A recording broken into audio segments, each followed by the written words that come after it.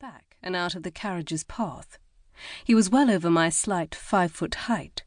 My feet didn't touch the ground. As he released me, my knees didn't want to hold my weight. I remained upright by will alone. My ears rang, the sound slowly fading as I turned to face my rescuer. Lord Edwin Sutton, old Lady Gladstone's nephew and the man I had recently accused of a crime he didn't commit. The kitten squirmed in my grasp, mirroring the writhing nerves in my belly. "Apologize." I opened my mouth, not certain of what I meant to say. "What were you thinking?" My hackles rose. "I beg your pardon?" Over a foot taller than me, Sutton surrounded me as he leaned forward. The kitten pawed ineffectually at his blue jacket. A muscle twitched in his clenched jaw as he swept his top hat off his head. The tousled umber strands of his hair kissed his clean-shaven jaw. It needed a cut. He ran his fingers through the locks, then smashed the hat into place again. "You could have been killed." I gulped at the displeased growl in his voice, belatedly recalling that I wasn't supposed to be on this street. Would Sutton tell his aunt? I met his hazel eyes for a prolonged moment. The forbidding man in front of me melded with the gentle, soft-spoken boy I'd once known. How could he have changed so much? Perhaps I still had a prayer he hadn't recognized me. After all, I had taken pains to conceal my identity. Clutching the kitten, Patches, I decided to call him, I bowed. When my braid swung forward and the kitten took a swing at the black tip, I grimaced. My cap must have fallen off in the excitement. I adopted a Cockney accent. "So sorry to inconvenience you, my lord." "Don't be a fool, Mary." Blast. He had recognized me. Stifling a sigh, I straightened to meet his arrogant gaze.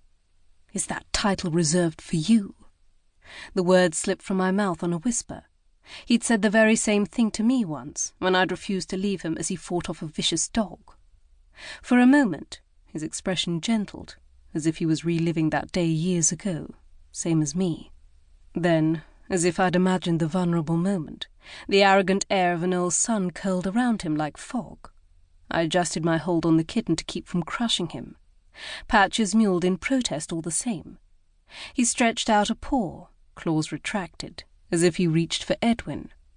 Sutton leered down his long nose at me. He smelled of crisp starch. The starch must have seeped into his very bones. He stood so stiff. "I must be a fool to expect your gratitude after saving your life." I started with a mocking curtsy, belatedly recalling that I wore breeches instead of skirts.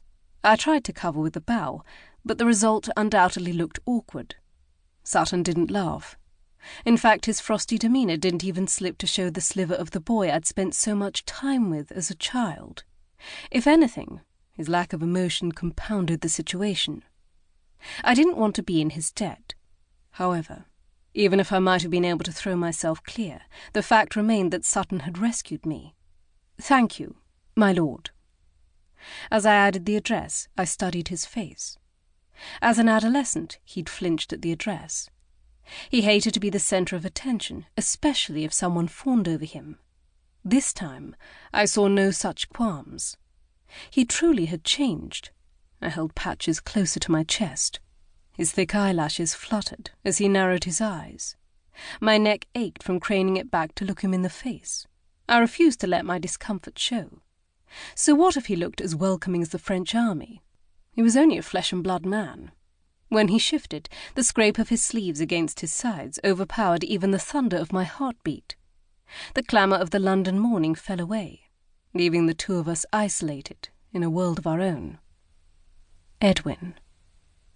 He wasn't the same man. Even if he had been, we hadn't parted on good terms years ago. "If you'd like to thank me, I know a better way." I held up the kitten. "Do you need a mouser?"